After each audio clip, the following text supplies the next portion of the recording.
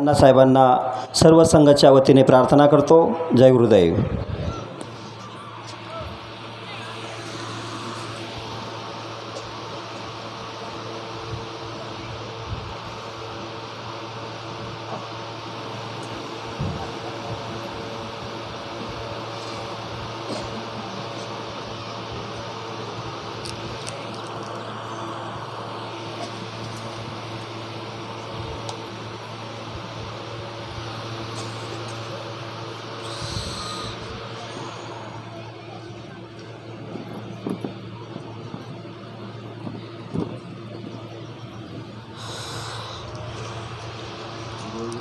जय गुरुदेव.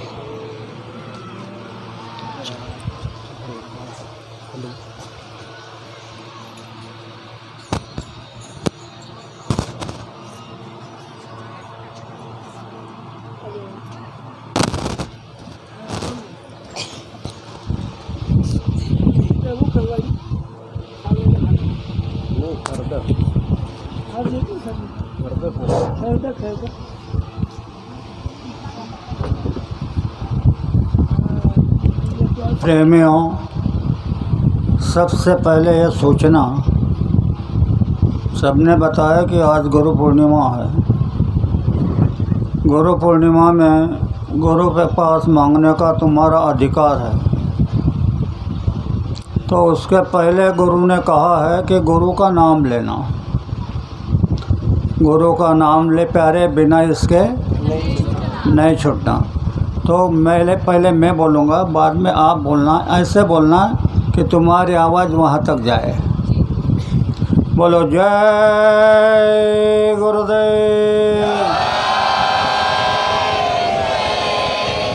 जय गुरुदेव, जय गुरुदेव. नाम किसका? जय गुरुदेव. नाम किसका?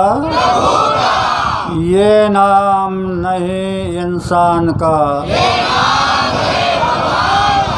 तो प्रेम से बोलो जय गुरुदेव.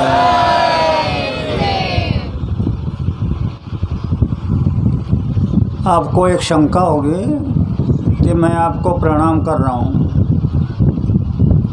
तो किस लिए कर रहा हूँ? गुरु ने कहा है कि संगत मेरा रूप है.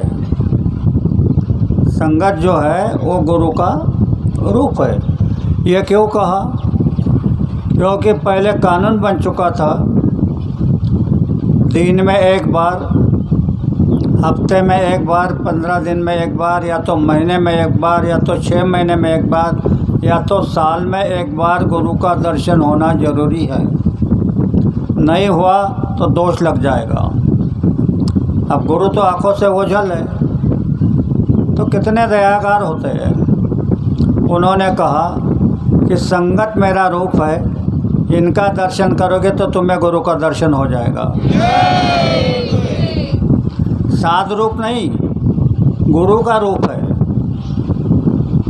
साध संगत है, साध रूप संगत नहीं है. साध संगत है. शब्दों का भेद होता है और उसके अर्थ बदल जाते हैं. तो प्रेमियों, ज़्यादा समय नहीं रहता, मैं तुमको कुछ बताना चाहता हूँ. ये गुरु पूर्णिमा का कार्यक्रम है. हर जगह हर भक्त अपने गुरु की पूर्णिमा मनाते हैं. मैंने जब 4 दिन तक प्रचार किया और कहा कि तुम आ जाना, तुम आ जाना, तो आप आ गए. तो यहाँ पर पहली बात तो यह है कि आप गुरु पूर्णिमा के अवसर पर जब यहाँ पर पहुँचे तो आपका आधा भाग्य खुल गया. और ये गुरु पूर्णिमा तो है, लेकिन इसे व्यास पूर्णिमा भी कहते हैं. जिस व्यास जी ने यह रचना बनाई तो व्यास पूर्णिमा कहते हैं. तो प्रेमी भाइयों और बहनों, आज तुम्हारा अधिकार है गुरु के पास मांगने का. लेकिन क्या मांगो? संसार का भी मांग सकते हो, पर नेक, बुरा नहीं। नेक मांगोगे तो तुम्हारी एक मनोकामना पूरी हो जाएगी। आप यहाँ पर आए हैं, आपको मालूम है कि आपके अंदर कितने अवगुण हैं। इतने अवगुण हैं कि उसका हिसाब भी नहीं लगा सकते। तो दो अवगुण गुरु के चरणों में छोड़ देना, लेकिन ऐसे कि दोबारा उसको याद मत करना। 2 अवगुण अगर आप छोड़ दोगे तो 6 महीने के अंदर तुम्हारे घर में सुख शांति नहीं पैदा हो जाएगी। तो बाबा जी को बाबा जी मत कहना। अभी कोई जंगल में जाने की ज़रूरत नहीं, एक पैर पे खड़े होने की ज़रूरत नहीं, उल्टे पेड़ को लटकने की ज़रूरत नहीं, पूजा पाठ करने की ज़रूरत नहीं। कलयुग के विधान अलग है, तो उसमें का ये विधान मैंने आपको समझाया। अब दूसरी बात समझो। मैं आपको अध्यात्म हमारे भाइयों ने बहुत बता दिया। अध्यात्म और बताने जाऊंगा तो काफ़ी समय हो जाएगा। तो मैं ये बताना चाहता हूँ कि हर परिवार सुखी, समृद्धि और निरोगी कैसा होगा, यह विधान मैं आपको बताना चाहता हूँ। आप ध्यान से सुनो। पहले से जब परिवर्तन होता है तो नारी को लेकर होता है। बाबा जी ने आवाज़ लाई तो कलयुग में कलयुग जाएगा, कलयुग में सतयुग आएगा, बोलने को तो बोल दिया, लेकिन नारी को लेकर होता है। राम के समय में परिवर्तन हुआ तो सीता का हरण हुआ, द्वापर में परिवर्तन हुआ तो द्रौपदी का चीरहरण हुआ, और अब नारी का सब कुछ हरण कर लिया है, सब कुछ।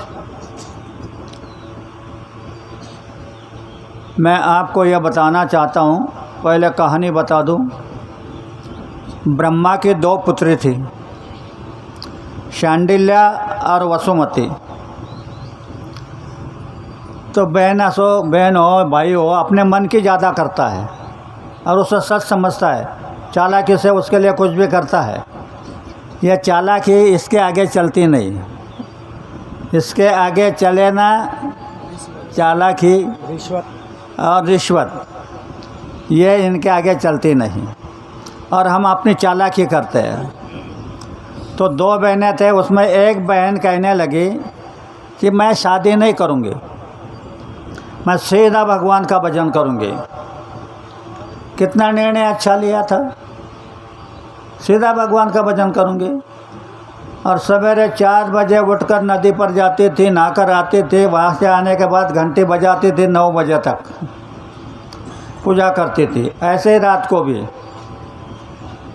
तो एक दिन ऐसी घटना हो गई, और उसकी बहन जो थी वसुमती, उसने शादी कर ली, उसको बच्चे कच्चे भी हो गए। एक दिन ऐसी घटना आई कि इनके दोनों की कुटिया अगल बगल में बनी थी गांव के बाहर। अचानक आग लग गई, तो शांडिल्य की कुटी जल गई और वसुमती की बच गई। तो वसुमती की कुटी बच गई, शांडिल्य की जल गई। तो शांडिल्य कहने लगी, हे भगवान, तेरा कौन सा रिवाज है कि मैं तेरा भजन कर रही हूँ, दिन रात मेरी कुटी जल गई, ये अपने बच्चों के लिए झूठ भी बोलती है, धोखा भी देती है, बेईमानी भी करती है, इनकी कुटियाँ बच गई, आखिर ये क्या है? बड़े तड़पने लगी। तो उस समय नारद जी का आना जाना था। नारद जी आए। नारद जी से पहले आओ भगत किया, बिठा दिया, पैर पखारे, फिर बोले नारद जी, मेरे सवाल का जवाब दो। मैं दिन रात भगवान का भजन करती हूँ, चोरी बेईमानी नहीं करती। ये मेरी बहन अपने बच्चों के लिए झूठ भी बोलती है, बेईमानी भी करती है, धोखा भी देती है। इसकी कुटी बच गई और मेरी जल गई, क्या कारण है? तो कानून होता है, कानून ये इधर के कानून नहीं, उधर का कानून है। नारी के लिए इस धरती पर पति ही परमेश्वर होता है, और इस कानून को शांडिल्य ने त्याग दिया था, ठोकर मारा था, तो उसको यह सज़ा मिली। तो नारद जी ने कहा, बहन तुमने भगवान के कानून को ठोकर मारा है, इसके लिए ये तुम्हें सज़ा मिली है। तो कहने लगी, अब मैं क्या करूं, मेरी तो आधी उम्र हो गई। तो कहा कि देखो, तुम सवेरे नदी पर जाती है नहान करने, तो वापस आओगी, जो व्यक्ति आपको मिल जाएगा उसे पति मान लेना। ठीक है, नारद जी का वचन था। सवेरे नदी पर गई, नहा लिया, धो लिया, वापस आई तो रास्ते में गांव में एक महारोगी था, उसको बहुत तकलीफ़ हो रही थी। तो आत्महत्या करते लुढ़कते नदी पर जा रहा था। शांडिल्य उधर से आई, ये इधर से जा रहा है। शांडिल्य की नज़र इस पर पड़ गई, उसको नारद जी की बात याद आ गई। तो कहीं ने कहा, तुम मेरे पति हो, तुम मेरे पति हो, तुम मेरे पति हो। तो महारोगी कहने लगा, अरे तुमने मेरे को अच्छी तरह देखा? बोले, बहुत अच्छी तरह देखा, लेकिन आज से तुम मेरे पति हो।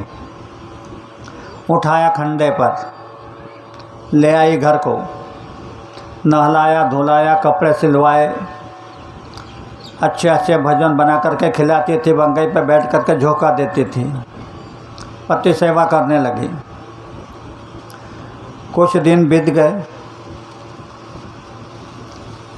एक दिन उसके मन में आया, वो अपनी पत्नी से कहने लगा, शांडिल्य से, कि मैं शहर देखना चाहता हूँ।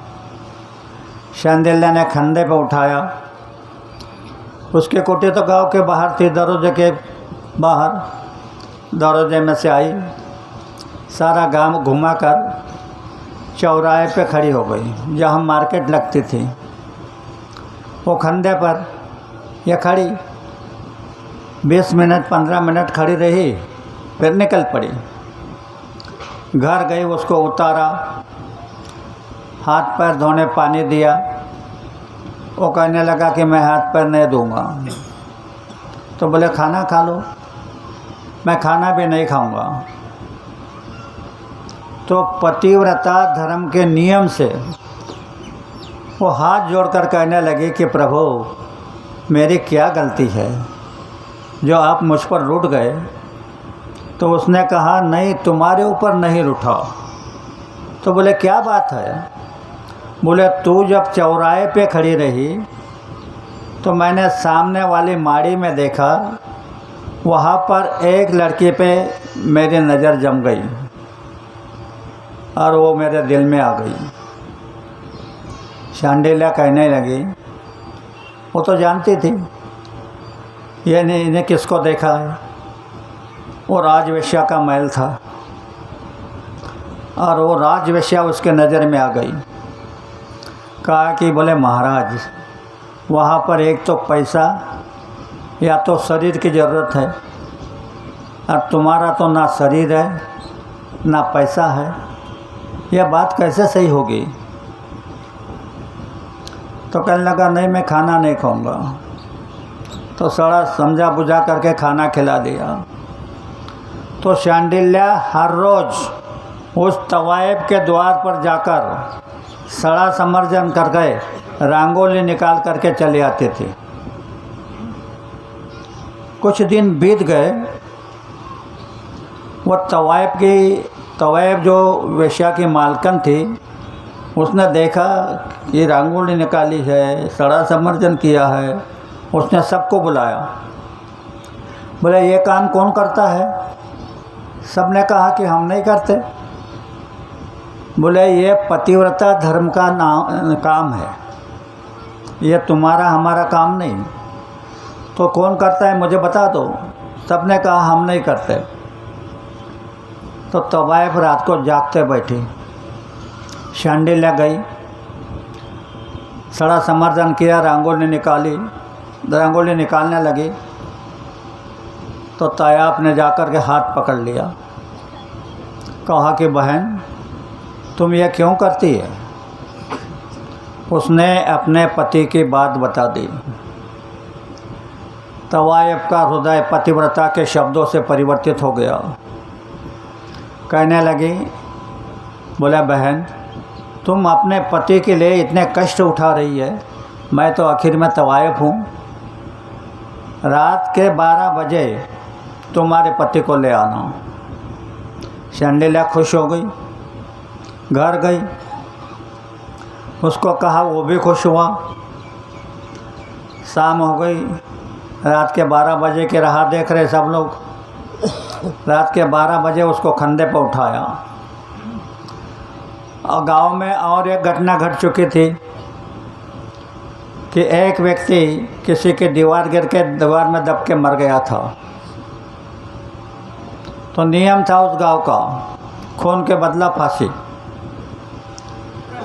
तो जिसके मकान से वो गिरा उसको फांसी की सज़ा हुई।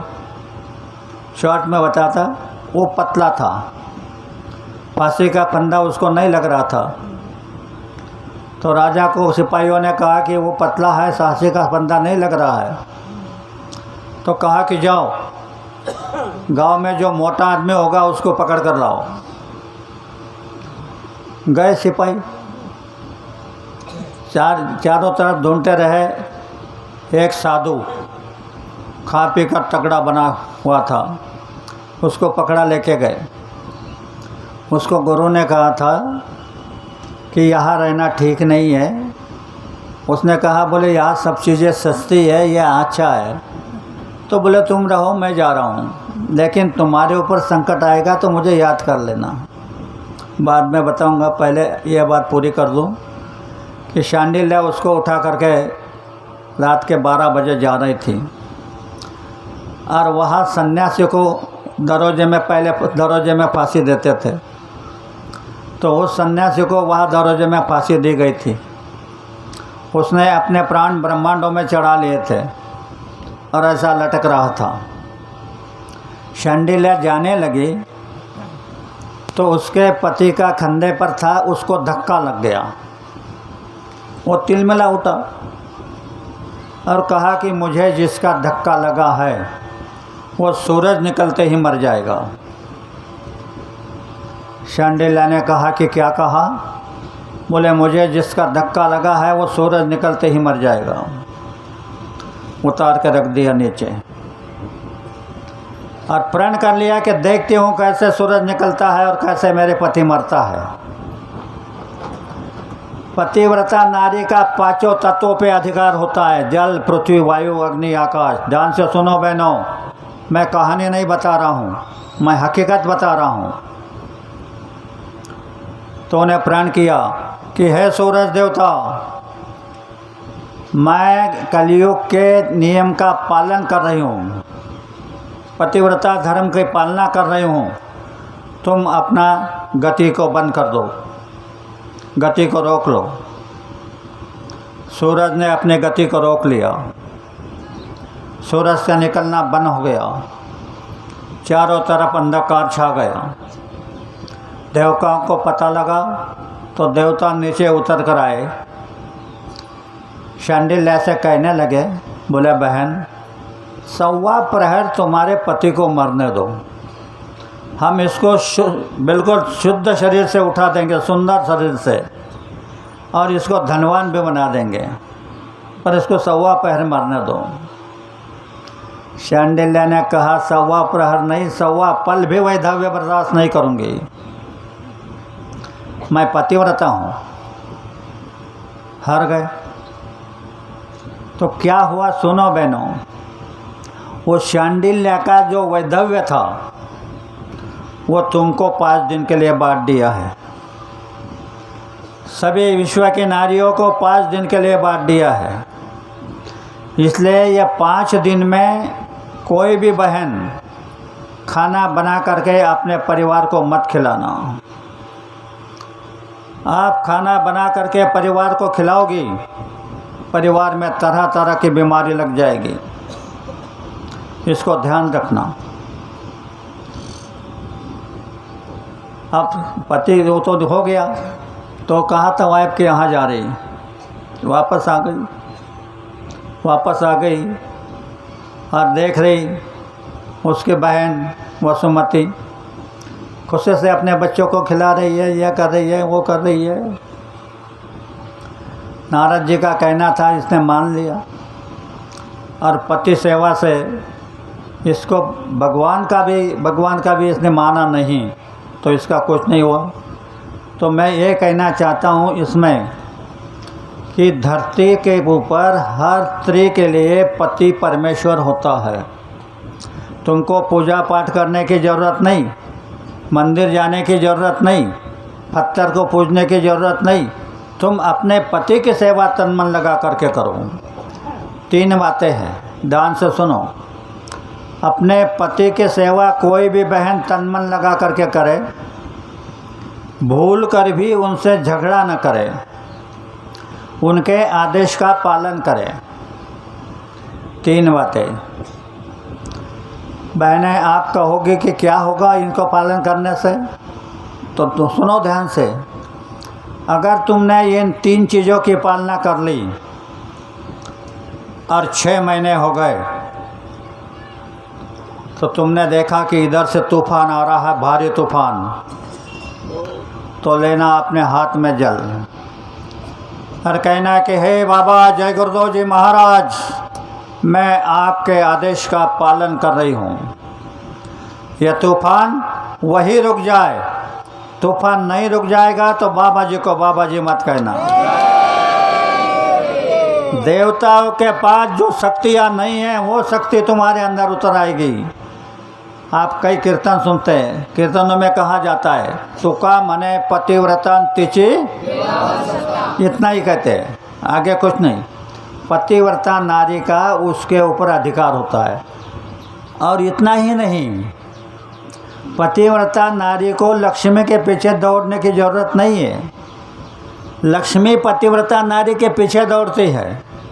तो हर बहन से मैं प्रार्थना करता हूँ, आदेश नहीं करता, प्रार्थना करता हूँ कि आप अपने पति के सेवा तन मन लगा करके करो। तो बहनें अंदर में कह रही होगी हमारे लिए इतनी कड़क आदेश है, तो भाइयों के लिए क्या? भाइयों के लिए भी गुरु महाराज का संदेश है, मेरा नहीं, गुरु महाराज का संदेश है। कोई भी भाई अपनी पत्नी को लक्ष्मी समझे। पहले पत्नी को लक्ष्मी ही कहा जाता था। पुराने लोगों से पूछ लेना, पहले पत्नी को लक्ष्मी कहा जाता था। उसको यानी ईश्वर को देखो खेल कितनी दूर से हो रहा है, उसको ये खराबी करना थी, तुमको पतित करना था, तो उसने लक्ष्मी नाम को ख़त्म कर दिया। फिर कारभारिणी नाम आया। कारभारिणी नाम भी कुछ ठीक था, घर के कारोबार देखने का ज्ञान था, उसे भी ख़त्म कर दिया। अब सुशिक्षित नाम आ गया, सुंदर मिसेस। मिसेस जानते हैं क्या होता है? इंग्लिश शब्द है। मिस माने मिस्टेक यानी गलती, और यस माने हाँ, गलती का पुतला बना दिया। नारियों के पास में जो शक्ति थी वो अंदर ही अंदर रह गई।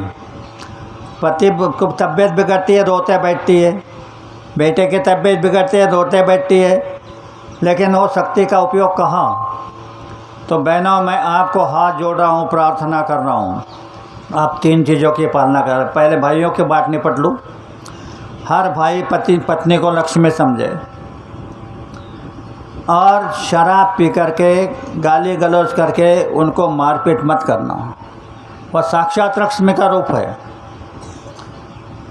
ये अगर आप करोगे, तुम पत्नी को लक्ष्मी समझोगे, वो तुमको परमेश्वर समझेगी, तो लक्ष्मी नारायण का जोड़ा बन जाएगा।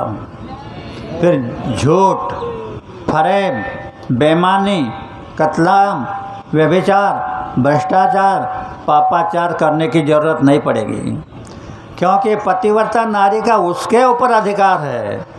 तो तुम अगर बहन पुत्र को कहेगी कि गायों को आग लगी है और कहोगे जल लेकर आग बंद हो जाए, आग बंद नहीं हो जाएगी तो बाबा जी को बाबा जी मत कहना। तो आप इसको कह रहे हो कि आपने कभी आजमाइश किया है, तो ये भी बात आपको